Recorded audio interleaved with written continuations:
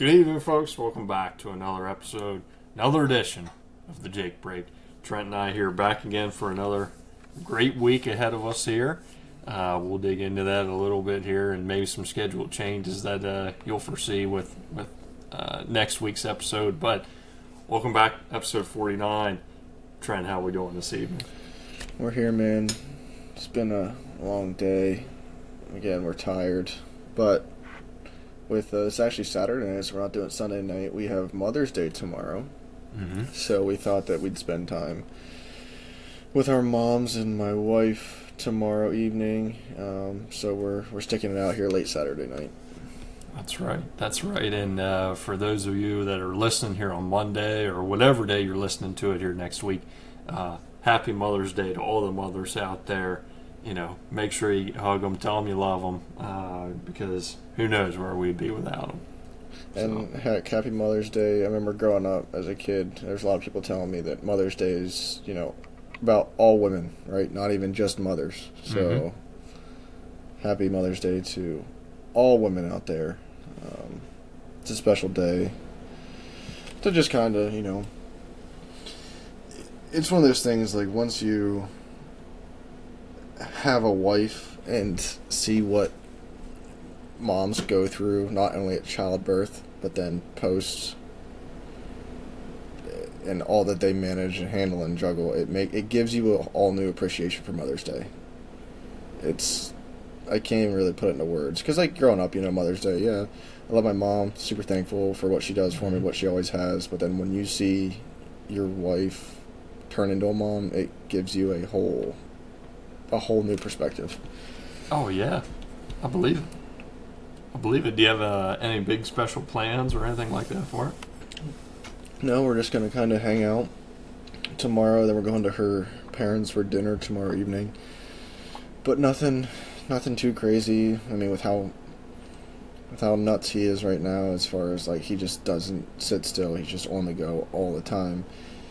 These weekends that we get to have nothing like planned are the best, because we can kind of just relax and take a break and try to slow down a little bit. Heck yeah. Oh, I love it. That's awesome. Good deal.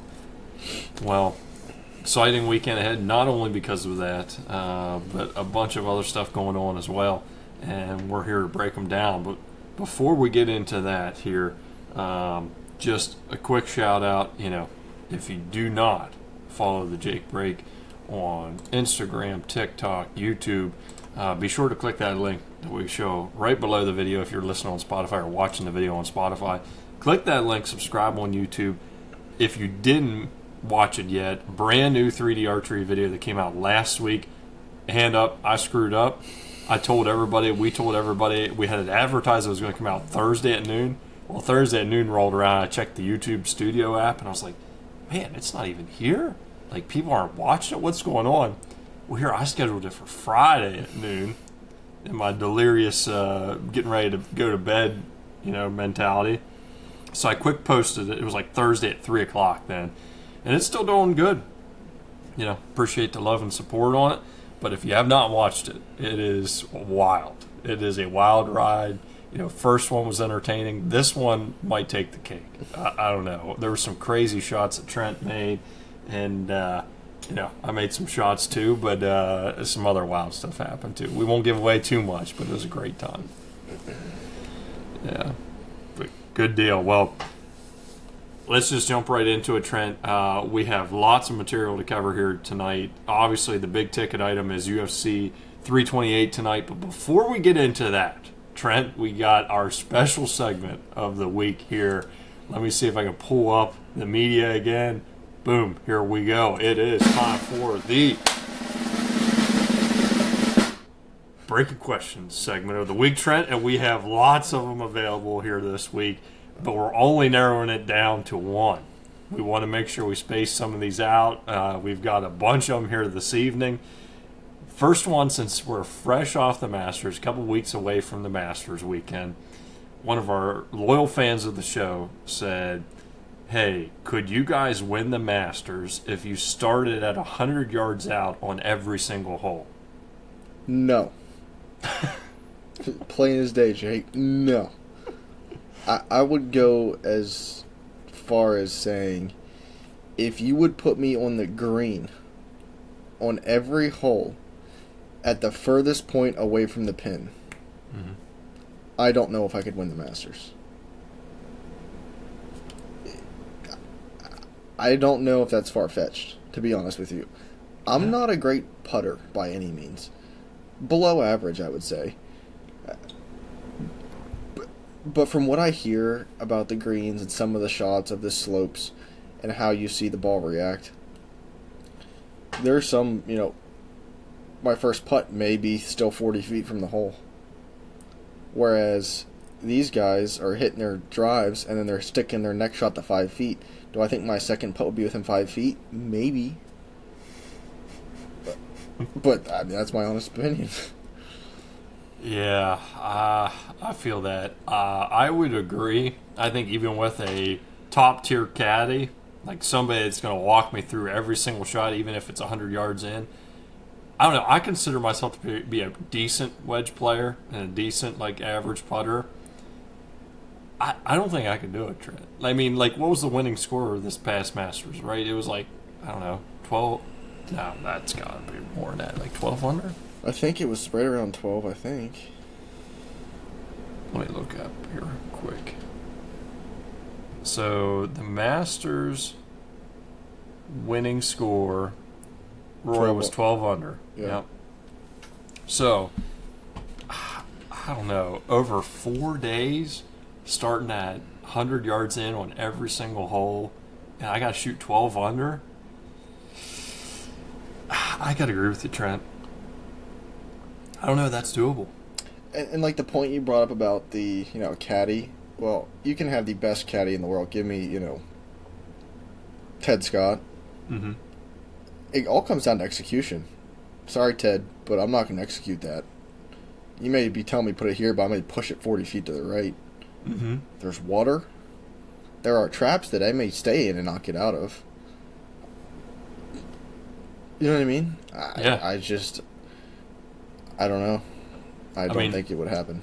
Fairways are super wide, decent sized greens, courses in great shape. The pros can't do better than 12 under. Me from 100 yards in or you from 100 yards in are surely probably not going to do that over 4 days. And that's what you typically with, if I have my 58 with 100 yards in, typically that's where I'm pretty solid. Yeah. I feel very confident with a wedge in my hands. Mm-hmm. But, man, the thing is, the pros talk about it all the time when you're playing a course like that. Controlling your spin is a must. I can't do that. Mm-hmm. You know what I mean? I just hit my shot. Whatever happens, happens. If I'm within 10 feet, I am more than happy. But you see those shots where they'll hit, and it rips back 30 feet, and you're off the green and may be in trouble. So, yeah, not a chance. I'm not going to give myself false hope of, I'd win the Masters for sure. No. Yeah, I would like to be optimistic in the fact that I think I can maybe finish under par, but I don't even know if that's feasible, in all honesty. Because, those greens, like you said, are just crazy. You see someone, on a par 4 on a greenside bunker on their third shot, and they end up triple bogeying the hole, and they're a professional. Right? There's a chance I do not finish. They're going to send out the marshal and tell me to hurry up. Just put triple down and pick it up and go. Yeah. I'll take a 6. Yeah. That's a good one. That's a tough one. Who knows? Maybe someday we'll make that happen, Trent. That would be wild. That would be incredible, but I'm not getting my hopes up. Good deal. Well, great question for the Breaking Question segment for this week. What a way to start an episode. Lots of sports material to cover here. Big, ticket item that I want to bring to everyone's attention here, because I know a lot of listeners are Philadelphia Flyers fans, and I am proud to announce that you have officially been swept by the Carolina Hurricanes. Goodbye. Goodbye, Susan. I am so happy, so glad them Philadelphia Flyers got absolutely annihilated by the Canes. Because as a Penguins fan, I'm very happy to say that Flyers are officially out of the playoffs and didn't even stand a chance against the Canes. They took them to overtime in Game 4, but the Canes just dominated that series all series long. More physical. I mean, great offensive players. I mean, they're shooters. They're not, they got a lot of primary weapons on the Canes, and I think they're probably the best team in the NHL right now. I said a few weeks ago, I think Philly was the hottest team going into the playoffs, but the Canes are the better team, without a doubt. And it showed in that series. So, good night, Philly. I'm glad you lost. Glad you got swept. It's a great night in Central PA because of that. For those of you who don't know, Jake is not a fan of pretty much any Philly sports team. No. I will take a quote from my dad. Some days I wish they would just take Philly and sell it to New Jersey. That'd be all right with me. But yeah, dude, I'm sorry. I know a lot of people that listen to the show are Philly sports fans, and Philly sports fans are diehard fans. So I respect them for that. But I'll never cheer for a Philadelphia sports team in my entire life. I get that. Yeah.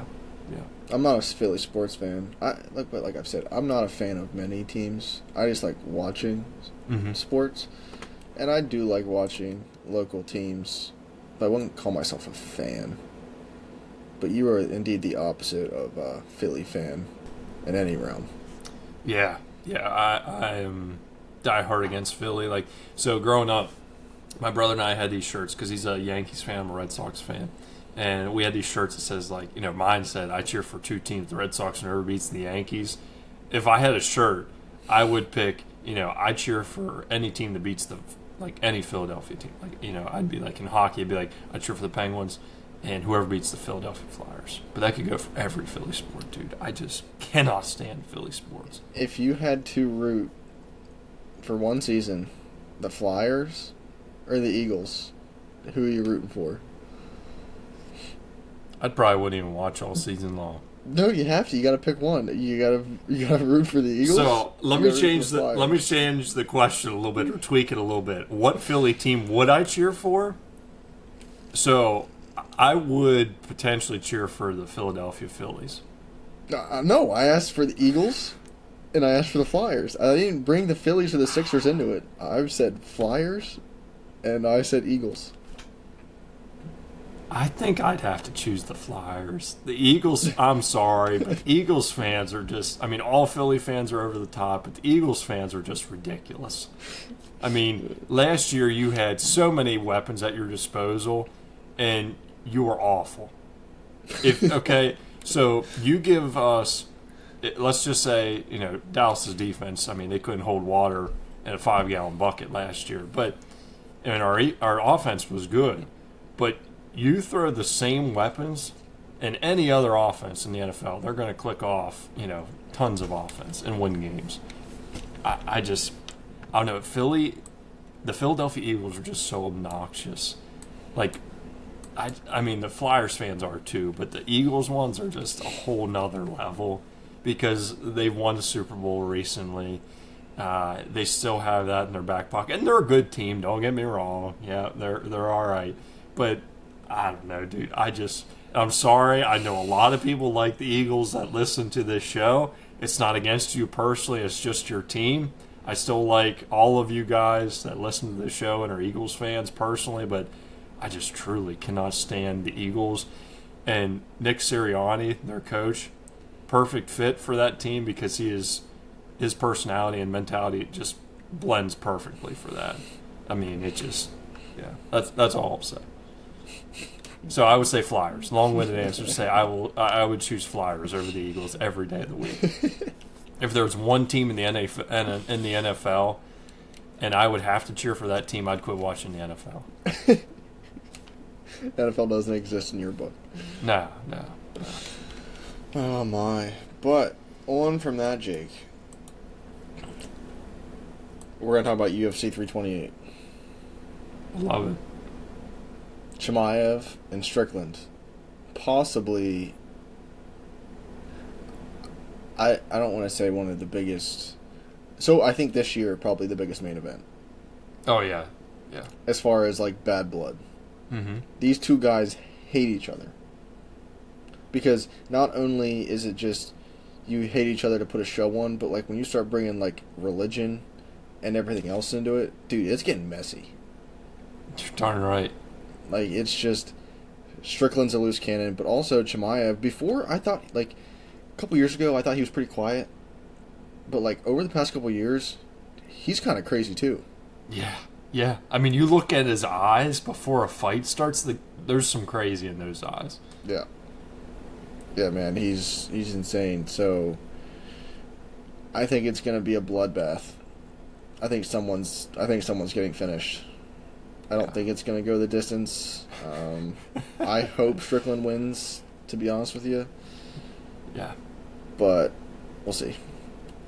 Yeah, I agree with you. And I saw an interview leading up to this where Dana White was saying this is going to be the most security we have ever had on the floor for a press conference ever. Because, like you said, these two guys just hate each other. I mean, hate's a strong word, but they hate each other. I mean, they just, like, you see it sometimes for show, right? I mean, we've all seen it in some big UFC cards where guys put on a big show about how much they just can't stand each other. They just want to knock each other out and stuff. You know, it's to get views, and I don't blame them. But then afterwards you see them, you know, like, dapping up or hugging and stuff, and it's just like, all right, you guys don't really, you did it for show, like you respect each other. You don't want each other to win, but you respect each other. I don't even think these guys respect each other. I mean, Chimaev kicked him in the crotch during the presser. Like, yeah. And like just the clips I've seen, I didn't watch any of the pressers live, but like the clips, like the amount of profanity used in 10-second clips is just insanity. Yeah, and they were going at each other personally too. Yeah. Oh yeah.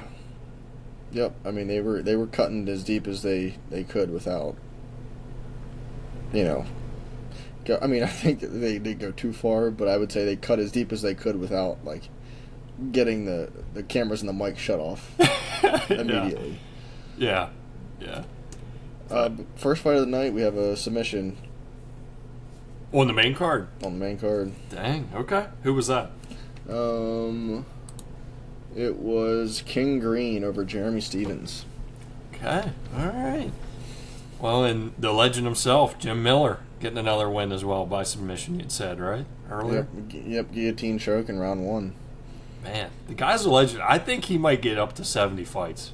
I think he will officially tap out at 70 fights. He's 42, and the thing is, like, he looks 42. Yeah. Like, he's not one of those guys that you say 42 and you're like, oh, I thought he was 35 or maybe 30.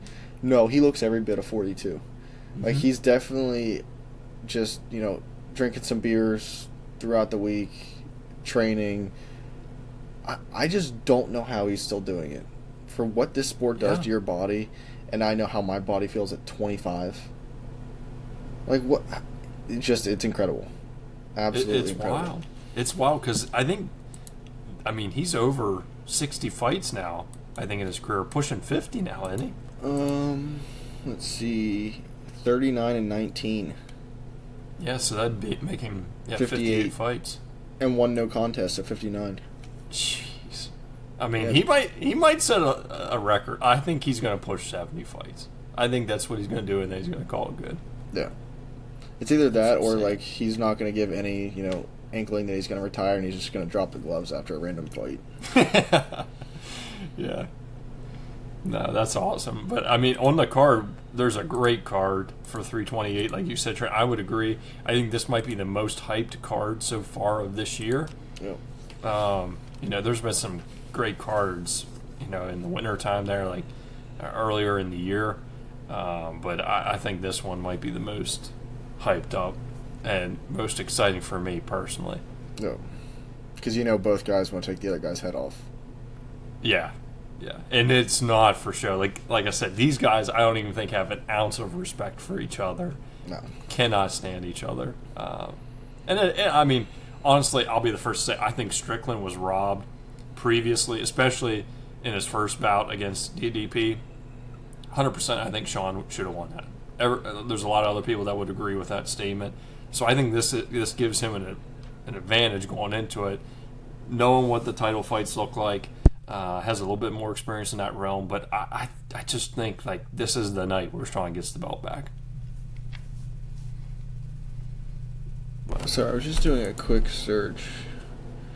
Okay, that's what I was confused because remember, Jake, I said earlier King Green, and I was like, wait, what? Yeah. I'm not the biggest Bobby Green fan, but it's Bobby Green. He just goes by King Green as well. Oh, interesting. Okay. I did not know that. Yeah. He officially changed his name to King last year. Okay. That's because like when I saw the name, I'm like, wait, and I saw the picture, I'm like, that's Bobby Green. But yeah, it just it makes more sense now. It's a Bobby Green wins first fight on the main card. But after that, Jake, going to the NBA playoffs, I gotta admit, I have not watched a lick of it. That's all right. Man, I'm just in a rant mood tonight. I got a rant again about the NBA playoffs. I think the other series have been good. I mean, Detroit Pistons have been a lot of fun to watch. I mean, a team that's, hasn't been in the mix for a long time is making a name for themselves. I've enjoyed watching them here. The Cavaliers are fun to watch as well. I mean, there's a lot of good teams in the playoffs this year. But the team that I've got to just get off my chest a little bit, I'm a Lakers fan at heart. So you might say, well, there's bias with you being a Lakers fan. But I am so tired of watching this Thunder team, dude. Last year, they had kind of this discussion, but this year, especially in the playoffs, man, they're flopping. They're getting the calls. It's ridiculous. I mean, granted, I don't know if this was the best move, but the entire Lakers team after Game 2 went to the officiating crew after the game. Like, something's got to stop. When people get tired of really good teams, and that's the thing, they are a very talented, good, young team. They don't need to flop. They don't need to, stretch the rules and get the calls to be a winning team. And I think they kind of proved that a little bit last year. There was some of that, but not as much as it is this year. The difference between them and like the prime Golden State Warriors with Steph and Clay and Draymond and Kevin Durant and all them, and the Heat, with the Dwayne Wade and LeBron and Chris Bosh and those guys, it is so different, right? Those two teams didn't rely on the refs to basically change the momentum in games and stuff like that. Steph and Clay and them, they just lit up the three-point line and just outscored their opponents and played pretty good defense. Miami Heat, they were just super athletic, crazy ability, super talented across all 5 spots and in their bench.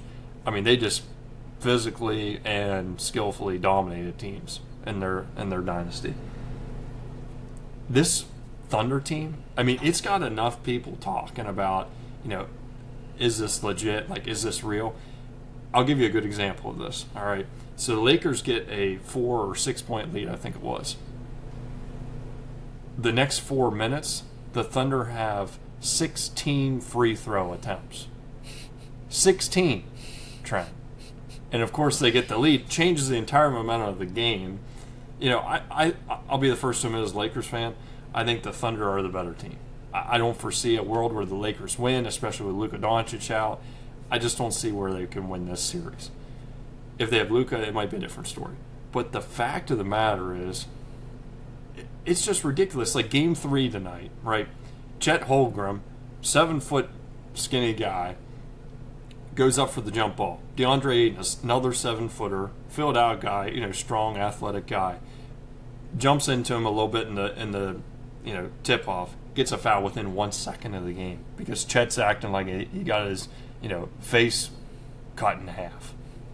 I mean, it's just so exhausting, dude. It's almost painful to watch. Game 2, I quit watching after the third quarter because it was just, it's awful. It's awful.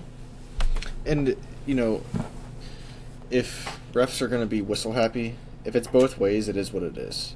Yeah. And no matter what sport it is, if it's even and they are very, shy to blow the whistle and you're just letting super physical play go, I'm all about it. That's how I want to watch 100%. sports. No matter which, if we're talking football, basketball, no matter what it is. that's how I enjoy watching it, if it's even both ways. But when Right. it starts getting so lopsided one way, it's so frustrating to watch, even if I'm not a fan of that team.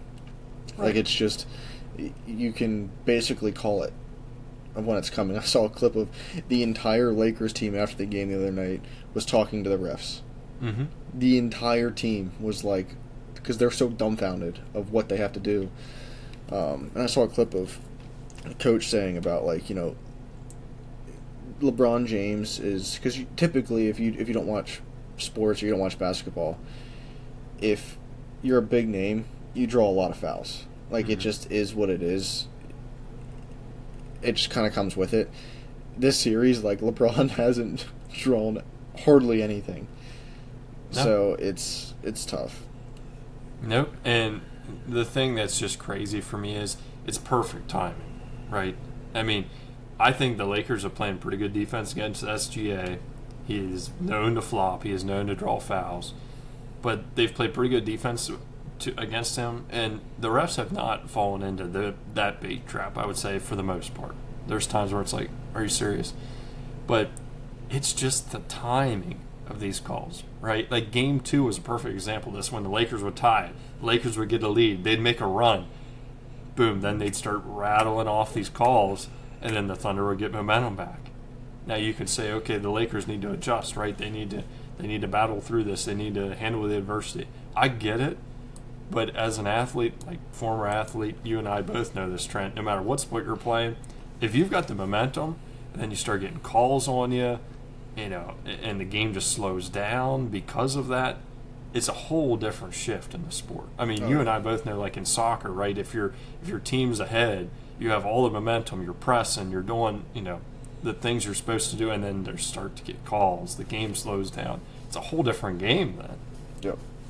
And two, it's something different when you think about energy-wise too, because say one team's way more, conditioned than the other, and you're just putting it on them. The other team's just dog-tired, beat. You start getting these fouls. It's slowing the game down. It's getting them to get a breather. If it's 10 seconds here, a minute here, 15 seconds here, if those calls weren't made, they're still going to be dog-tired because they're not getting a chance to even just take 10 breaths. Yeah. So that's a whole other factor into it as well. Yeah, that's a great point, actually. One that I didn't even think of. Yeah, you're 100% spot on. I mean, it gives you a chance to sort of rejuvenate and get back into square one a little bit, or catch your breath a little bit if you're constantly stopping. And yeah, momentum shifts for sure. But last thing on the docket here for the sports segment for this week is the Truist Championship. Exciting as always. Some new names at the top. With Fitzpatrick, of course, he won the tournament with his brother there, Matt. And I don't know, he's playing some good golf, but some also very familiar names at the top of the leaderboard. Mr. Cam Young in the hunt still. And Sungjae, M? Oh, yeah. He's been finishing like top 10 the past several weeks. So, but yeah, Cameron Young, man, he is... Watch out. I think he's going to be a Scotty Scheffler 2.0 in the coming years. Yeah, and the guy just doesn't take any breaks, too, so he's just riding the hot hand for weeks now, it feels like. Yep. Man. But yeah, because it's actually pretty tight at the top right now, and with tomorrow with being Sunday, I'm not sure what the weather is going to be like there. I think somewhat decent, but top 5 are all within 4 strokes. Yeah. Which is decent. Rory McIlroy this week has not been playing well today. He was 4 over. Mm-hmm. Yeah, and I mean, Justin Thomas, he's only 5 back, and he's won a Quail Hollow twice already, and I don't know. He can make another heroic push if he can get the putter figured out tomorrow. Yep. Good deal. Well, keeping this train rolling here, that ends the sports segment for the week. We'll jump right into the gas and brakes segment for the week here. Trent, do you want to lead the charge on this one? I will. Jake, I'm pumping the gas this week again, and I'm going with rain during nighttime. Okay. Especially you know, this time of the year we'll get hit with weeks upon weeks of rain during the day, or no rain at all. I have said this for a long time, for as far as gardens and yards and just everything. If it could just rain for like a real slow, steady rain for like 2 to 3 hours every single night, just a real light, it would do wonders. It's gorgeous. But then also, like, laying in bed and hearing the sound of rain on the roof, can't beat it. It's one of my favorites. True. So, yeah, I'm going gas, rain during the nighttime. That's a good one. That's a real good choice, actually. And especially, like, I work, like, today I was working outside in the rain, and, like, I liked it. It's just it's a new vibe, but also it just makes a lot of what I do difficult. Mm-hmm. Like, climbing ladders on top of, 100-foot tall structure in the rain is not the easiest thing. Working with tools and equipment you were working with cannot get wet. Pain in the butt. Yeah. But also what I like about the rain is, like, and with my job, if it floods, I love measuring water during floods. Yeah. It's exhilarating, right? Like, when everyone else is running away from the water, like, we're headed to it, and I love it. Every single second of it. But again, we haven't measured, like, usually I'd say I'm measuring floodwaters, I don't know, once every 2-3 months. Dude, we haven't had flooding in almost a year now. Which is insane. Really? Yeah. Wow. Okay. Yeah, it's terrible. Especially, like, I mean, we're even blessed here out west. They have, like, no rain. None. And they had, like, no snow this winter, so there's people hurting. Especially a lot of farmers are hurting a lot worse than what we are right now. That's a good point. Okay. That's interesting. Well, that's a great guess. And it also kind of directly relates to mine, too, for this week here. I am also going gas, but I'm going gas a little differently. The rain at night definitely helps to make the golf courses and everything look nicer, greener, grow up nice. My gas for this week, Trent, is just getting a chance to golf more. At the beginning of the spring here, man, I just didn't have the time. I just didn't have the time to golf at all. And I feel like the last week and a half, I've golfed so much. I shouldn't say that. Like, it's not like I've gone every day, but I've gone like more than a couple times here recently. And I'm feeling good. Like, I like the golf game where it's at right now, early in the season. I don't know. I like being on the golf course, dude. If I could be on the golf course the majority of the week, I would do it. Like, yeah, if I could have a job where I am on the golf course talking to people, meeting with people on the golf course 3-4 days a week, maybe even 5 days a week, I would do that. You could be a bev cart boy, Jake. That would be something. I could be a pioneer in that field. I don't think there's too many of them out there. That could be for the segment. That could help us in the segment that we talked about many moons ago, Trent. Our early listeners will know about what was the segment you had said about, like, the dating one or whatever? Oh, like the Jake finds a date, or Jake dates, like, it's like speed dating almost. Yeah. If I have that job, direct connection maybe. Do they have like an all women's, like a women's only golf club? I don't think that's a thing. I Well, don't think that's a thing. I think I'm going to invent that. And then I'm going to get you a job there. And you're going to be the bev cart boy. Oh my gosh.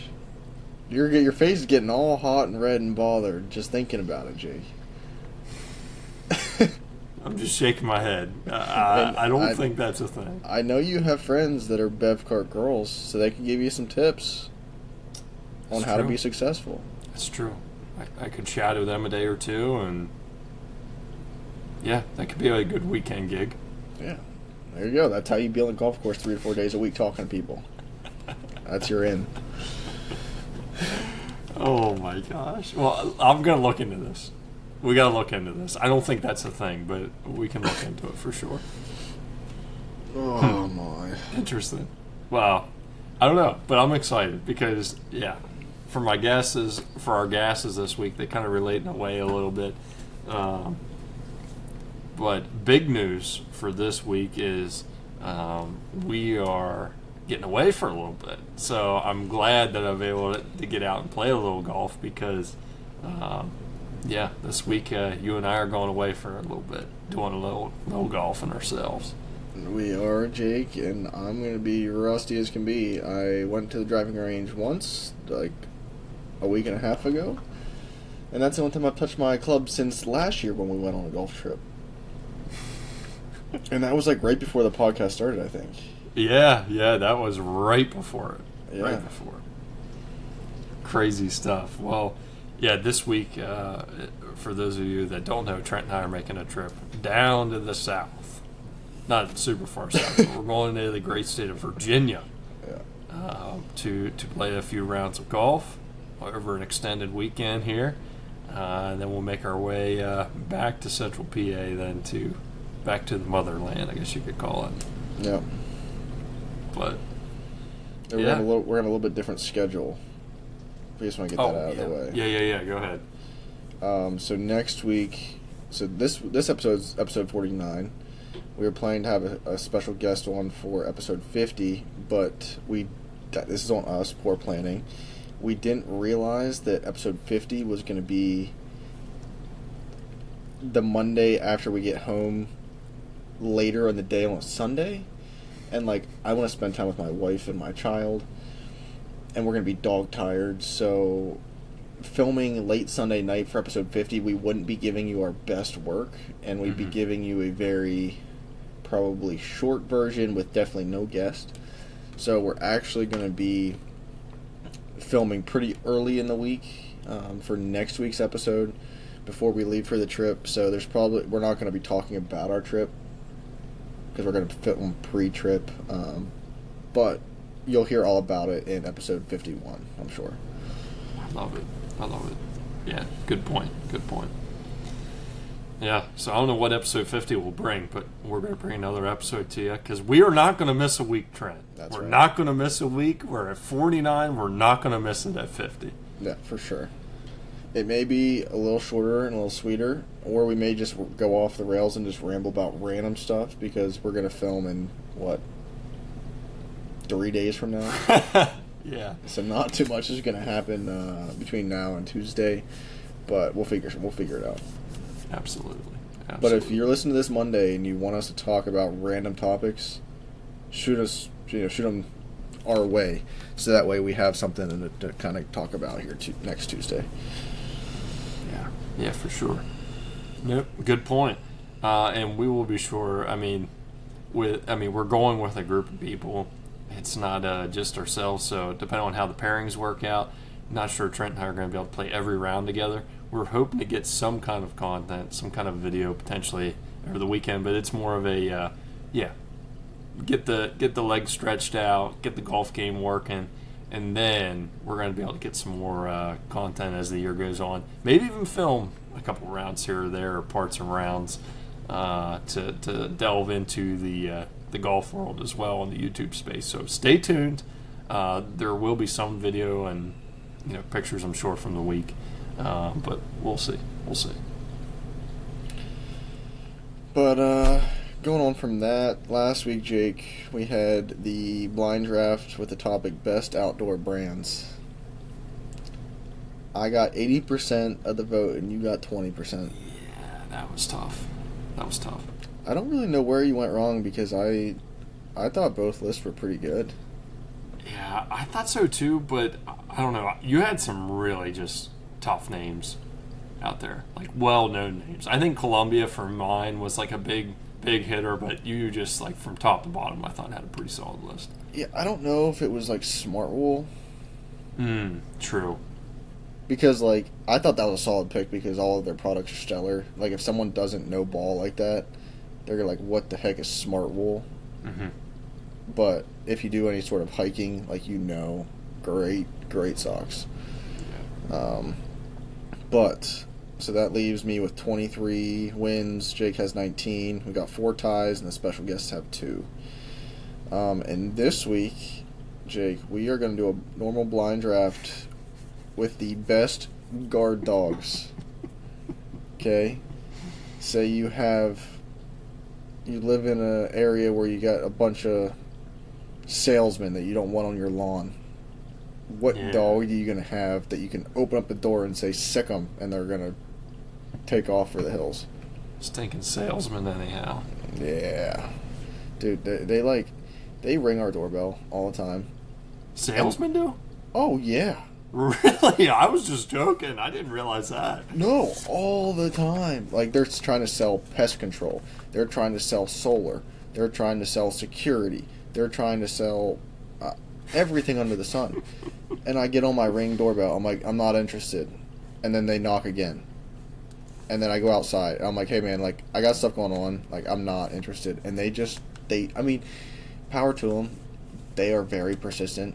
But it gets to a point of, like, man, I'm trying to make dinner for my wife and my 9-month-old son.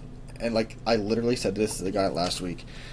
He just would not leave. And I said, man, I'm really not trying to be ignorant to you. Like, this is what I said to him. I said, I'm not trying to be ignorant. I said, I leave in the morning at 5:30. I pick my son up at 3:30. I get home. My wife gets home at 4:30. We go to bed at 9. I was like, I have between 4:30 and 9 with my wife every day. I have between 3:30 and 8 p.m. with my son. I said, I cherish these hours, so I'm telling you that I'm not interested, and I'm going back inside to spend time with my family. And then he finally got it. Was like, oh, I understand that, man. Like, I'm sorry. Like, jeez, that's wild. He wasn't leaving. I know I could have just turned around, but I don't want to be just ignorant, because I know he's trying to make money. Like, I get it. But at the same time, if I'm trying to be, kind about it, of like, hey, man, like, I have stuff to do. I'm sorry, I'm not interested. And you just keep going and going. I had to kind of bring out. Yeah. And you could see his face. He was kind of like, oh. Like, I kind of pissed this guy off, and now I feel like crap. Yeah. No doubt. Oh, but he was just some, like, 22-year-old kid. Like, he didn't get it yet, but he kind of got it by the end of it. Yeah. I need one of those signs to hang on my house that says, like, no soliciting. Oh, yeah. I like that. I don't think they really pay attention to those anyhow. No, so I guess to make sure they don't come on, here's some good choices for guard dogs, right? This is a great idea. When you put this idea out there, this was one I never would have thought of. I don't even think ChatGPT would have thought of this one, so I was literally walking on the stairs and it hit me. I was like, yeah, because we usually sit here for 20 minutes and we're just like trying to find an idea. Tonight we were locked and loaded. So, who flips? Do you flip? I think I do. So, what are you picking tonight? I'm gonna go heads, Jake. Flip a coin. It's tails. It's tails. All right. Okay. So, for my first pick, I feel like this is probably 1A or 1B. I'm going to go with a Rottweiler for number 1. All right. I know a lot of nice Rottweilers, but they just look tough. Yeah, Jake, I think I'm going to go Doberman. Okay. Number 1. That's a good one. Number 2 for me, I'm going to go with a German Shepherd.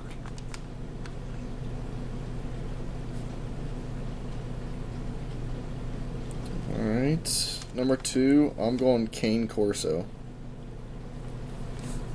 Are those like those tall, like skinny looking dogs, or what do they look like? Do a quick Google search on your phone, Jake.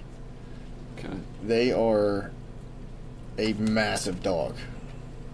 Like, they got giant faces. It's like a pit bull and like a Great Dane mixed together, essentially. Oh, dang. Okay, I feel like I've seen these in like movies and stuff. Yeah, they're another dog like a Rottweiler that just looks. Oh man. Like you would not want to screw with them. Yeah, look at that one. Holy smokes. Yep. That's a big dog. Oh yeah. Okay. All right, that's a good pick. All right. For my third pick, boy, this is tough. I am going to go with. So I'm looking at my list here.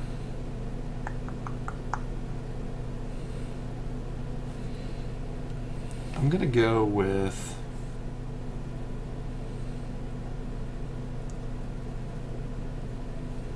I'm going to go with a boxer. All right.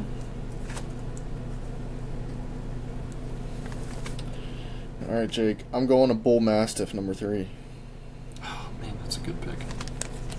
Big boy.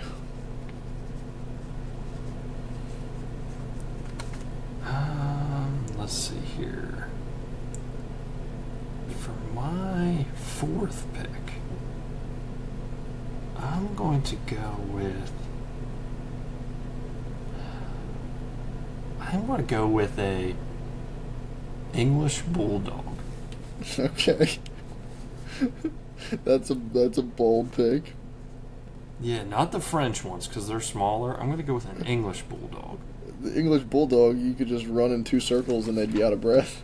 Yeah. So it'd be like a tag team effort. Get like 2 of them. Yeah. And, So when one gets tired, it can tag the other one in. Yeah. 100%. 100%. I don't know how this one slipped so far, but I'm going Pitbull number 4. Oh, that's what I was thinking of. Oh my gosh. I was thinking of that at the boxer pick. That's why I was scrolling through my notes. I was like, oh, what am I missing here? I thought for sure you were going to pick it at 3, and when you didn't say it at 4, I was like, oh, this is a steal. Son of a That might gun. be the draft right there, Jake. Shoot. Dude, I was trying to think of that name of that dog for the love of me. I could not think of it. Man. Wow. Yeah, that makes sense. All right, Well, Jake, what are you rounding it out with, a Chihuahua? So, Oh, no.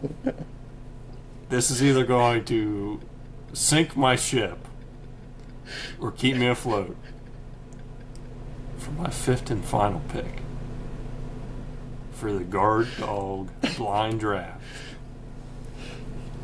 I was actually going to pick a Chihuahua. Okay. It's not going to tear your leg off, but man, it will bark, raise cane, yell, jump on you, nip at you. You'll know that somebody's there. You will definitely know that somebody's there if you have a Chihuahua.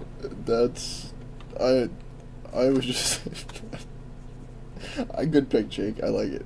That was legit on my list. I'm not even joking. That was my 5 I was hoping to go with. All right, Jake. Number 5. I'm rounding it out with a Belgian Malinois. I didn't even know that was a dog. Look it up. Look it up. I Belgian believe they're like Malinois. so. Yeah, Belgian Malinois. They're just another like very large breed. I think they're like a tan color.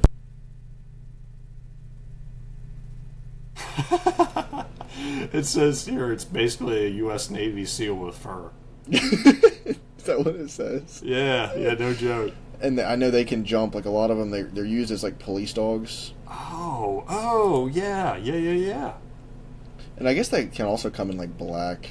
But a lot of them are like a tan. They're similar to like a German Shepherd color, but they're just like a very, very athletic dog that is very loyal, and you can train them super well. Oh yeah, right here's one that's basically like a darker brown or. Yeah, and if you've ever seen like the videos of these dogs where like you hang something way up in a tree and they'll come and they'll like jump off the tree straight up in the air. Yeah. They're crazy athletic. That's right. Dang, that's a good pick. So you want to run through your list, Jake? Yeah. So I got Rottweiler 1, 2 German Shepherd, 3 a boxer, 4 an English bulldog, and then to round it out, Chihuahua. All right, Jake. I got Doberman at 1, Cane Corso at 2, Bull Mastiff at 3, Pitbull at 4, and Belgian Malinois at 5. Dang, that's good. I don't know. We'll let the people speak, Trent, but I'm feeling that Chihuahua pick, dude. I think that's going to be the ticket. I will be surprised. But anything can happen. We've seen weird stuff. That's right. But I still can't believe Pitbull slipped to 4. Honest to be, that was the dog breed I was trying to think of, but for the love of me, could not think of whenever you introduced this topic. Oh. That's a shame. But hey, we'll see how the cookie crumbles. That's right. Very good. Well, I guess as we wrap up the show here, Trent, anything else for the good of the Jake Break faithful tonight? I don't think so, man. I gotta go sign some Mother's Day cards. Nothing like waiting until last second. And then wake up early and make breakfast. So I'm gonna go to bed. Very good, very good. I'm going to stay up and I'm going to watch the main card. So if your phone starts blowing up at about 11:30 tonight, you know why. Yeah, probably, honestly, it's probably going to be midnight or 1 o'clock in the morning at this rate. Yeah, because we're still only second fight in. Yeah. Oh man. All right. Well, maybe I'll stay up too, but there's a very low chance just because having a 9-month-old son that just doesn't stop on beat. Yeah. Hey, that makes total sense. We'll see what happens till then. So, all said and done, we're looking forward to our trip here this week. We will be sure to keep you all in the loop. Stay tuned. There's some exciting stuff. If you have not subscribed to the YouTube channel, please do so now. It takes 5 seconds to do it. Click subscribe. That way you can make sure you're on top of new episodes, all new content that's rolling out, like our newest 3D archery video that dropped this past week. Be sure to check that out. Some wild stuff. So, appreciate you. We love you. For episode 50, make sure you smash that subscribe button. Help us get 1,000 subscribers here in the year of 2026. Bless you. Excuse me. Sorry about that. Help us get to our goal of 1,000 subscribers for 2026 here. Jake Break to the Moon for 2026. Till then, we'll see you next time.